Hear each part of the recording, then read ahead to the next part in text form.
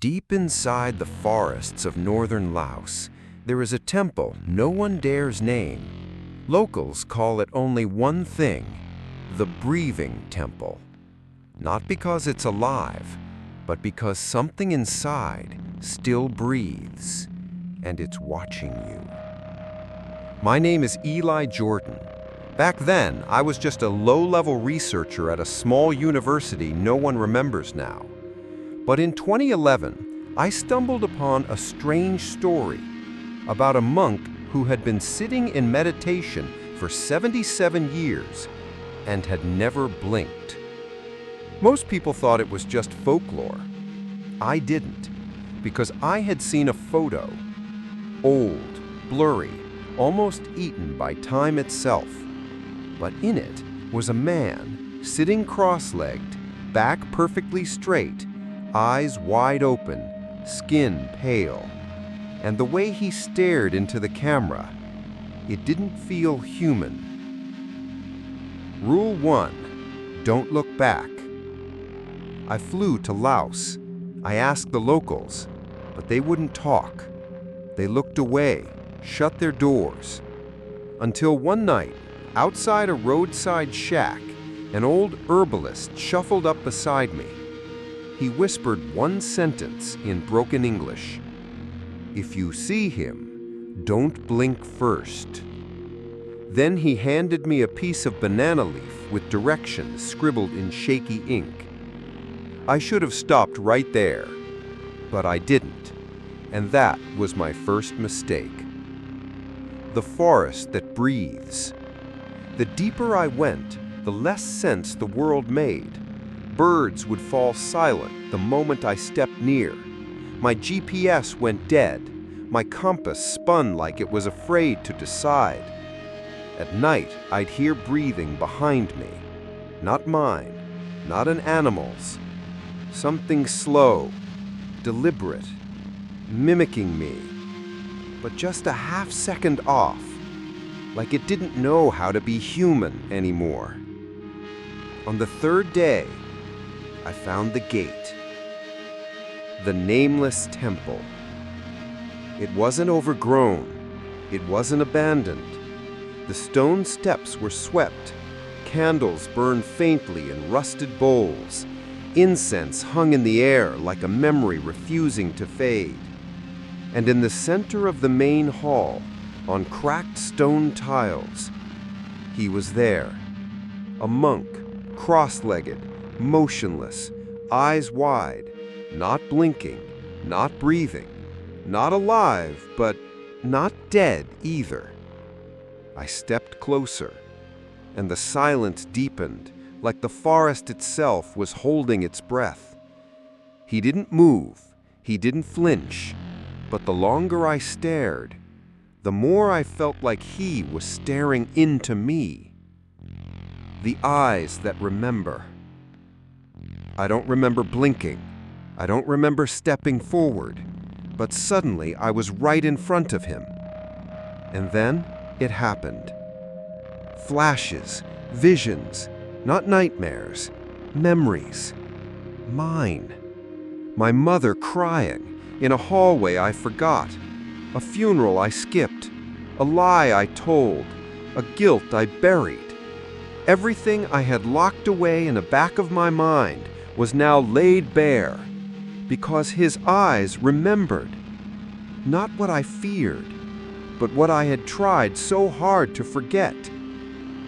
And then, his lips moved.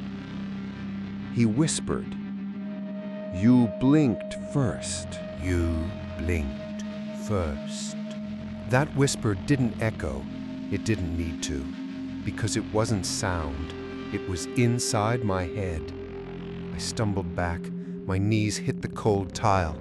The monk didn't move, but something shifted. The air thickened. The shadows deepened, and I swear the cracks in the floor looked new, like they'd just opened beneath me. The hall that breathed. I turned around. The door I had walked through, gone. The entire room had changed, wider, darker. The candles were gone. The monk was still sitting, still staring, still not blinking. And in that moment, I realized something that made my stomach drop.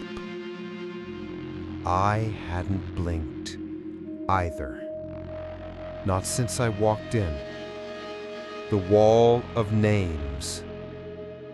My eyes burned.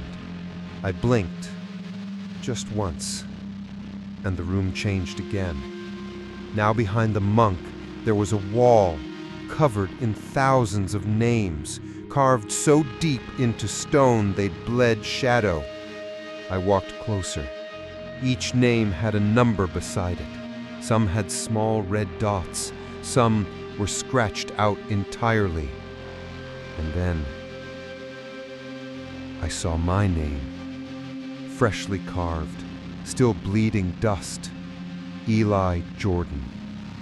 000100. The number scared me. It wasn't random. It was a countdown. The other footsteps. I wasn't alone anymore. I didn't hear them, but I felt them. The presence of others. Behind the walls, under the floors, somewhere inside the temple. They were watching me. And not like the monk. Not passive. Not silent. Hungry. Suddenly, a sharp knock echoed from deep within the temple. One knock, 2, 3, then silence. Then a voice. A woman's voice, soft, cracked. Don't answer it. Whatever you do, don't answer. I turned and saw her, standing in the shadows by a collapsed archway.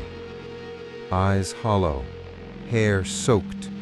She wasn't wet, but her clothes dripped with something darker than water. She said her name was Mira. She was a journalist. She came here in 1997. She said, I was just like you. I stared too long. I saw too much. And now, I can't leave. I asked her why. She just lifted her hand. And I saw her eyes were gone. Not gouged, not damaged, just absent, as if they had never existed. The temple takes what you see, piece by piece. She reached toward me, and behind her the monk blinked once. It was the slowest, driest, most awful blink I've ever seen, like sand scraping glass. And when he opened his eyes again, they weren't his. The monk's eyes had changed. They weren't his anymore. They looked younger, clearer, but not empty. They were watching me from inside someone else. Mira whispered from behind me. When he blinks, someone disappears. I turned, but she was gone. No sound, no breath, no echo. Only a single drop of black liquid where she had been standing, still warm. I stared at the wall again. My name was still there, but the number had changed.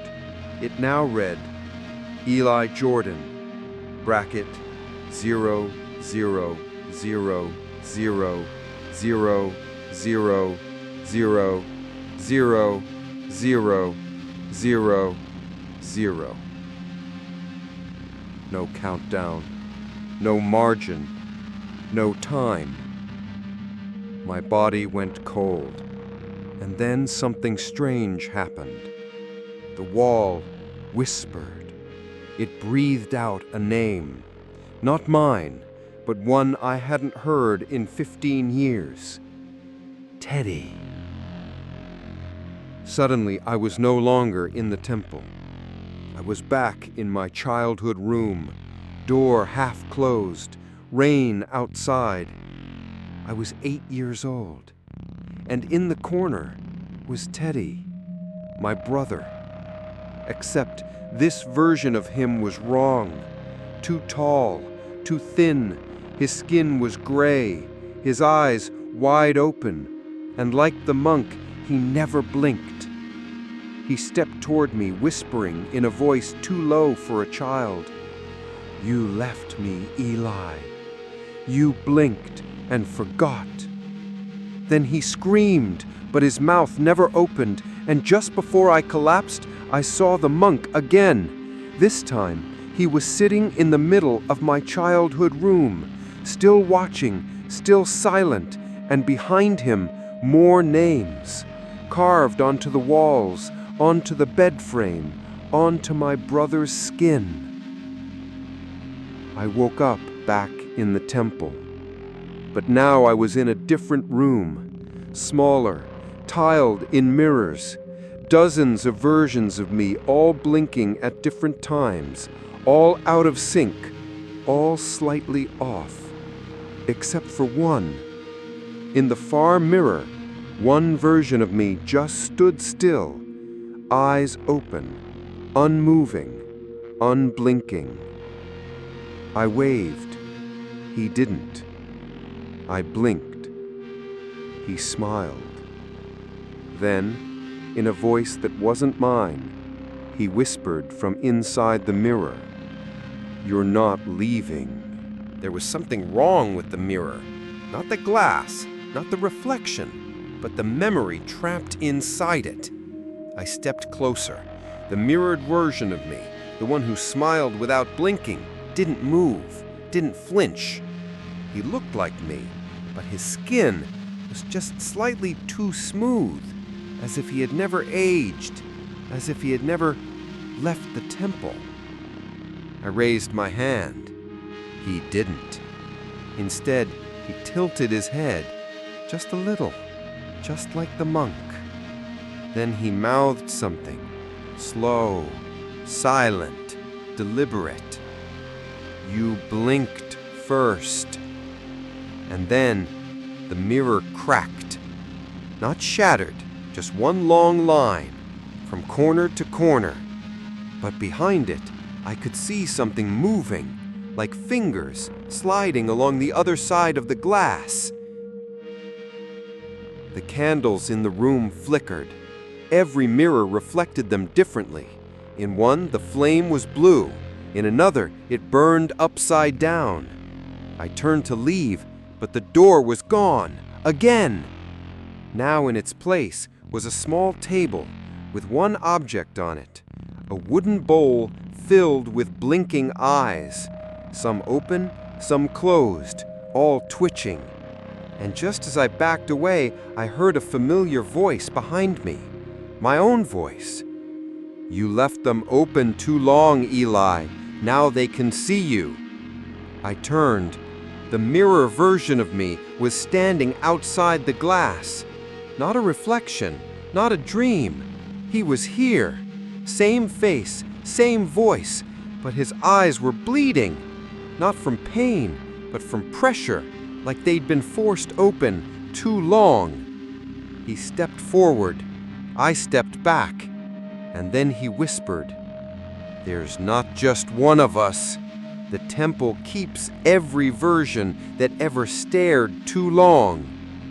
He opened his mouth wide, too wide, more than humanly possible, and I saw inside, not a throat, not teeth, but a spiral of faces, all of them mine, screaming in silence. The room collapsed. The mirrors began to ripple, like water, like memory. I tried to run, but the floor turned to fog. Every step I took, I sunk deeper, into a place between reflections, somewhere beneath time, beneath memory. I heard chanting, soft, in a language I didn't know, and at the center of it, the monk's voice again. But this time, not inside my head. It came from beneath me. "The eyes remember. The eyes remain. The eyes will never close again." Then something grabbed my ankle, cold, bony, and pulling down. As I screamed, I looked up and saw myself in the mirror one last time. He smiled and finally blinked. I fell, but not through space, not through time. I fell through memory, through everything I had ever forgotten and everything that had forgotten me. The world below the mirror had no floor, just mist, thick, yellow, like the air had been stolen from old photographs. It smelled like burning incense and rotting paper, and the silence was loud, too loud. Every breath I took echoed back in someone else's voice. Shapes began to form in the mist. Hallways, doors, walls made of blinking eyes. Some blinked slowly, some stared wide, and some bled. I passed a door. On it, a name. Nguyen Phi Hoa. Entered 1972. Status, watching. I passed another. Jacob L. Entered 1985. Status, forgotten. Then I saw mine, freshly carved, still trembling. Eli Jordan. Entered 2011. Status, processing. Processing what? I heard footsteps, but not human ones. Light, quick, like bare feet slapping wet tile. A boy ran past me. Couldn't have been older than 10. He had no eyes, just stitched skin where his sockets should have been. He whispered as he passed, "Don't look for your way out. The way out looks for you." Then he was gone, swallowed by the fog, like he'd never been. But in the air, his voice stayed, repeating again and again, "Don't look, don't look, don't look." I reached a chamber, circular, stone. At the center was a pool. But it didn't reflect me. It reflected regret. Every time I tried to see my face, I saw someone I left behind, someone I hurt, someone I forgot. My brother, my father, myself. And hovering just beneath the surface was the monk. His face upside down, his eyes open wide, mouth closed, but I could hear him whisper. The memory is the prison, the mirror is the key, but the price is always the same. Suddenly, the water cracked, not rippled, cracked, and from beneath the surface, a hand reached out, pale, thin. Its fingernails were carved with names. One of them was mine. It grabbed my wrist and pulled me under. There's something underneath even memory, a basement of the soul, and that's where I went. Black water, endless, heavy, and floating in it, bodies, all frozen in silent screams, all eyes open, none blinking. Each of them held an object, a mirror, a name tag, a spoon, a rosary, a typewriter, each one tied to their final memory, each one held too long. I screamed, but no sound came. I opened my eyes and saw them all around me. Every person who had ever stared into the monk's eyes, and never came back. In the center of them all, sitting still, cross-legged, was another monk. This one had no face, just eyes, thousands of them, growing like fungi, blinking, one by one, in your rhythm.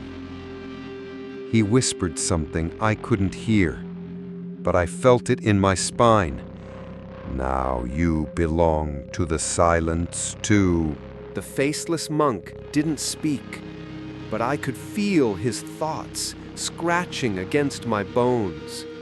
Thousands of eyes blinked across his body, not in chaos, but in rhythm. My rhythm.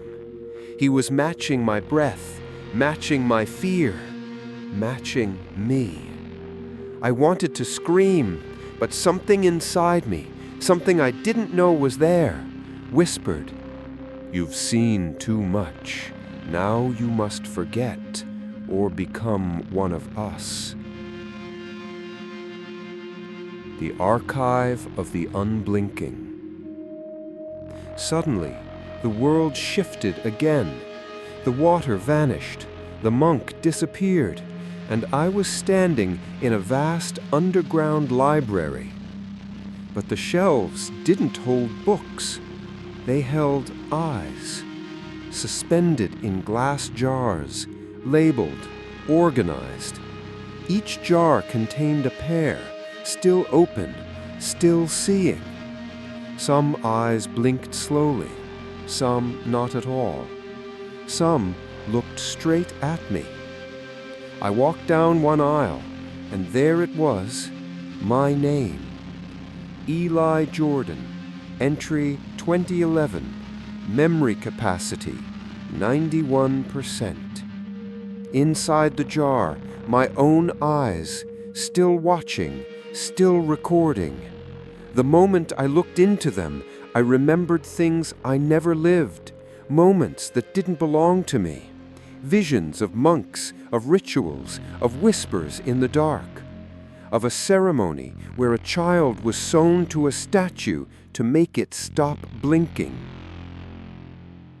The Forbidden Scroll. At the end of the corridor stood a single table, and on it, a scroll wrapped in black silk. It pulsed like a heartbeat. I didn't want to touch it, but something inside me moved my hand. When I opened it, there were no words, just drawings, crude, burned into the fabric. A monk, eyes wide, bleeding, surrounded by people with their eyes gouged out. Below the drawing, a single symbol, repeating like a warning. K, K, K. Close in ancient script, over and over. Suddenly, a voice behind me.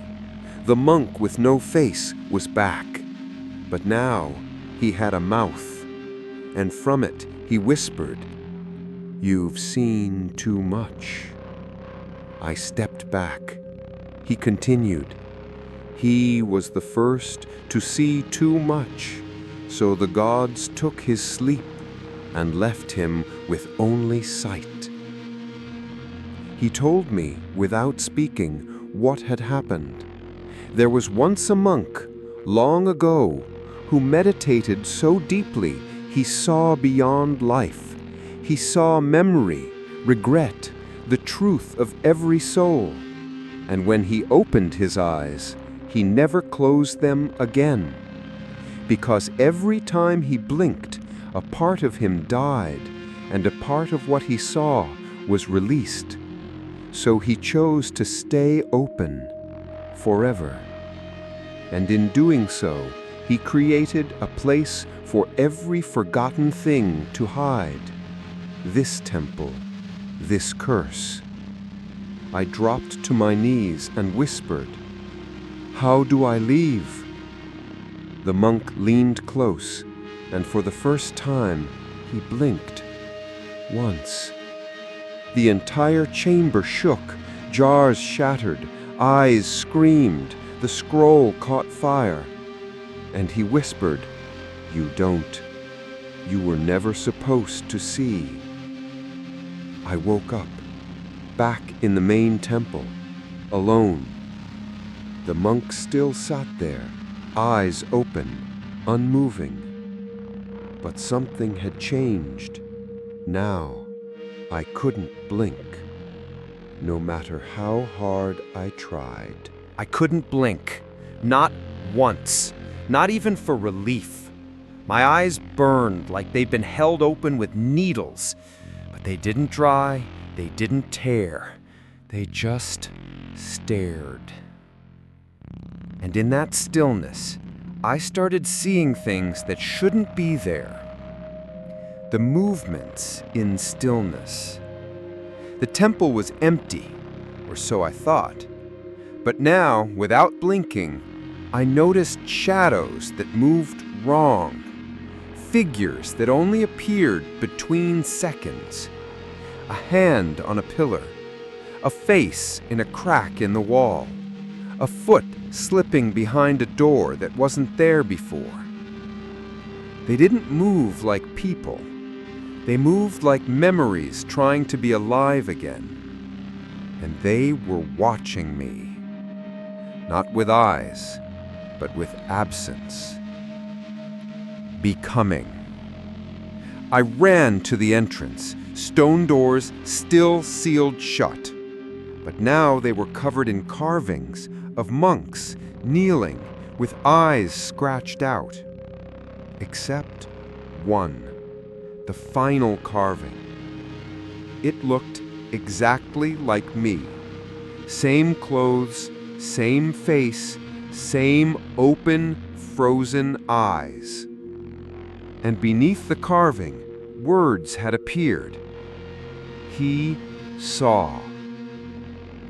I stumbled back, and that's when I felt it. My heartbeat was slowing, not stopping, just pulling back, like it didn't want to disturb the silence anymore. My breath followed, shallower, still. My skin turned pale, not from fear, but from removal, as if something was peeling life off me, layer by layer, replacing it with stillness. That's when I saw them. Dozens, maybe hundreds. They sat in corners, on ledges, in shadows. Some were dressed in tattered robes, others naked. All of them still. All of them watching me with open eyes. I realized these weren't statues, not illusions. They were the ones who came before, travelers, seekers like me. They never left, because they didn't blink in time. One of them was Mira. She was now part of the wall. Her skin blended into the stone, but her eyes were open, locked on mine. She mouthed something, silently. "You're almost there." I shook my head. "No," I whispered. "I want out." That's when the voice of the temple spoke. Not the monk, the temple itself. In dozens of voices, all overlapping, men, women, children, all whispering the same thing. The price of seeing is to be seen forever. And then, my eyes changed. I felt it from inside. They weren't mine anymore. They weren't just for seeing. Now, they were for remembering. Not for me, but for the temple. The monk opened his mouth, and for the first time, he screamed, but no sound came out. Only dust, only memory. And I understood. That scream was the sound of someone who had once blinked and lost everything. I wasn't blinking. I wasn't breathing. And now, I wasn't sure if I was even thinking on my own. Because something was whispering inside me. Not in words, but in memories that weren't mine. I saw a child born in 1872, in a hut surrounded by candles. He never cried, he never blinked. They called him the Watcher, and when he turned 5, they sewed his eyelids open. Not to torture, but to preserve the truth. He sees what we're afraid to remember, they said. That child grew up to be the first monk, and he never stopped watching. The choice. The monk in front of me, the one I had met at the beginning, was no longer still. He rose, slow, like stone being lifted by wind, and then he spoke. Not out loud, not even inside my head, but through my own voice. The temple has made its offer. You carry memory well. You see what others close their eyes to, and so you must choose. I tried to scream. My jaw didn't move. I tried to close my eyes. They stayed open. He stepped toward me. With every step, the world blurred. Not around me, inside me, like the lines between my past and his were being erased. He reached out, and in his hand was a single black thread, thin as hair, glowing slightly. "This is your name," he said. "You can let it go." If I took it, I would forget everything. Who I was, what I saw. I'd leave, but I'd leave empty. The other option. Behind him, a door appeared. Tall, black, breathing slowly like lungs in stone. It pulsed with memories, whispers, faces trapped in just beneath the surface. Or, the monk said, you walk through, you become one of us, you see for those who refuse to see. I stood there, eyes wide, mind breaking. One path, freedom without memory. The other, eternity as a vessel for regret. Both were prisons. Then, I heard a third voice. It came from the temple itself. The walls cracked, the floor pulsed, the air turned cold, and the voice said, "There is one more way." The monk froze. He turned slowly toward the voice, and for the first time, he looked afraid. The forbidden way. A light appeared, soft, pale, coming from beneath the floor. I stepped toward it. The monk tried to stop me, but his feet turned to stone. I knelt. Beneath the cracked tile was a mirror, but not like the others. This one reflected nothing. No face, no temple, no time. Just blackness, still, silent, and written on the frame, "See nothing, be free, but never look back." My fingers trembled. The monk screamed behind me, stone cracking, memories bleeding out of the walls. The faces began to vanish. The names on the walls flickered. Time was collapsing, and I had to choose. Let go of who I was, forget everything, live again, or stay, see forever, lose myself, or look into the mirror that showed nothing and find out what was worse than remembering. The frame was cold, colder than stone, colder than memory. I touched it, and for a brief second, I vanished. Not my body, not my thoughts, just me. Into the hollow. There was no flash, no sound, no scream, just silence. And then a hallway, endless, gray, no walls, no ceiling, no floor. Just one long path made of nothing, like walking across the space between dreams. I looked behind me. There was no behind. I tried to blink, still couldn't. I tried to speak. The air ignored me. I walked. The first sign. Hours passed, or maybe centuries, and then something appeared, a small shape, far ahead. I ran. It didn't get closer. I stopped. It moved toward me.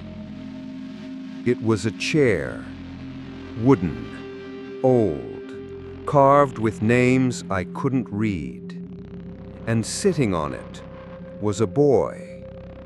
No face, just eyes, just two eyes, floating, blinking, slowly. One blink every minute, 1 hour every tear. I sat across from him. He leaned forward, and in my voice he whispered, "You are in the in-between, the place for those who chose nothing. The ones who tried to leave." I asked him what this place was. He didn't answer. He just turned his head. And behind us were thousands of chairs, each with a figure, each with floating eyes, all facing me, all blinking off sync. And then I understood. They were watching each other to make sure no one blinked first. Because if you did, you came back, but not as yourself. The one who watched too long. A chair began to creak. Someone stood up. Their body cracked like old wood. Their face was covered in mirrors. Each mirror showed a different person, and in the center, my face, but twisted, older, rotting. The figure pointed at me. Its voice was sand. "You looked too long. You saw the watcher. Now you are the mirror." I backed away, but there was nowhere to run. The chairs began to move, sliding across the nothing, forming a circle. All eyes on me. Every version of me I'd forgotten.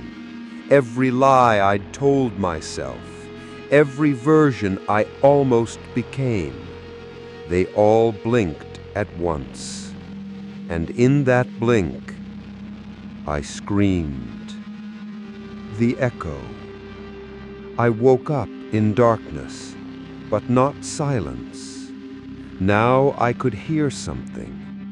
Breathing, soft, careful. And then a whisper. But not from the monk, not from the temple. From me. My own voice, repeating over and over. I blinked first. I blinked first. I blinked first. And just before I passed out, I saw my reflection in a puddle below me. Eyes open, rotating slowly. Not human anymore. Just watching. I was no longer me. But something else still wore my shape, and it was waiting. The return. When I came back, I wasn't in the temple. Not exactly. The place looked the same. The cracked tiles, the stone lions, the ash-stained air. But the monk was gone. The other monks were gone. Even the walls were fading, like memory dissolving underwater. And at the center of the room, standing where the monk once sat, was me. The reflection made real. He turned, smiled. My smile, but wrong. Too calm, too still, like it had been practiced for years. His eyes locked on to mine, and for a moment, neither of us blinked. Not because we were cursed, but because we were both waiting to see which one would surrender first. He stepped closer. His voice was my voice, but the tone was hollow. You went into the mirror, Eli. I came out. One of us has to stay. I shook my head. I'm not staying. This is still my life. He nodded. Then prove it. Suddenly, everything around us turned dark, except the space between our eyes. It narrowed. We sat cross-legged, facing each other. No monk, no temple, no sound. Only the ritual of seeing. Whoever blinked would remain trapped. Whoever didn't would walk free. But there was a catch. If neither blinked, the world would forget both. Seconds passed, then minutes. My eyes burned. His didn't. He leaned in and whispered, You don't remember anymore, do you? What you came here to find. He was right. I had forgotten. My past, my purpose, even my name now tasted foreign. But I remembered one thing. He wasn't real. I was. I forced my mind to focus. Back to my mother's voice, to the photo of the monk, to the bus ride into the jungle, to the first breath I took in that cursed forest. He flinched. Just a flicker, but I saw it. His left eye twitched. He was slipping. So I whispered, You're not me. You're just a vessel, a shadow, a mirror trying to remember how to feel. He snarled. The smile cracked. And then his eyes widened. He blinked. Once, the world shattered, like glass under pressure. I fell backwards. Air rushed into my lungs. My eyes, burning, finally closed. And when I opened them, I was lying in the jungle, outside the temple, but not alone. I looked down at my hands, still mine. I touched my face, felt skin, warm, alive. I blinked, freely. The curse was broken, or so I thought, until I saw the shadow standing behind a tree. It was my reflection, smiling, watching, still not blinking. And in the wind, a whisper, You only won this time. I blinked. I breathed. I walked. I was alive.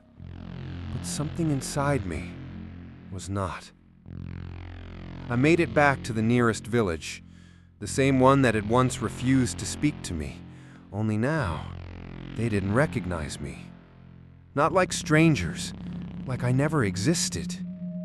They looked through me, past me, until an old man approached and whispered, "You weren't supposed to come back." I asked him what he meant. He didn't answer. He just handed me something wrapped in cloth. When I opened it, it was a mirror shard, and in it I saw my face, but the reflection didn't move when I did. It just stared. I flew home, back to my city, my apartment, my books, my life. Everything was where I left it, but nothing felt the same. Food tasted muted. Voices sounded distant. Even light seemed slower. The worst part? Mirrors stopped working. Every one. Bathroom, elevator, rear view. When I looked into them, they showed me something else. Not always scary, not always wrong, just not me. Weeks passed. I stopped sleeping. Not insomnia, just resistance. My body refused to let me close my eyes. Every time I tried, my chest tightened, my ears rang, and in the corner of the room, he stood. The reflection. The other Eli. Still not blinking. Still smiling. I went to a doctor. He said my pupils were abnormal, overactive, overaware. He asked me, "Have you experienced extreme visual trauma?" I just laughed, because how do you explain to someone, "I stared into a monk who remembered every soul that ever lived, and now I can't forget anything, not even what was never mine to begin with"? The monk didn't curse me. He didn't trap me. He made me remember. And now, I can't stop. I walk past strangers and see their regrets. I shake a hand and feel what they're hiding. I blink, and in that split second, I see lifetimes, deaths, lies, loss. Sometimes I hear names whispered in the wind, names I've never spoken, but now I can't forget. The final note. I don't know why I'm writing this. Maybe to warn you, maybe to empty my mind. But as I type these final words, I see him again. In the window, in the glass of my phone, in the puddle on the street. He's watching. And now, I don't know which one of us is real anymore. Final whisper. If you ever hear of a monk who hasn't blinked in 77 years, don't go looking for him, because he's already looking for you.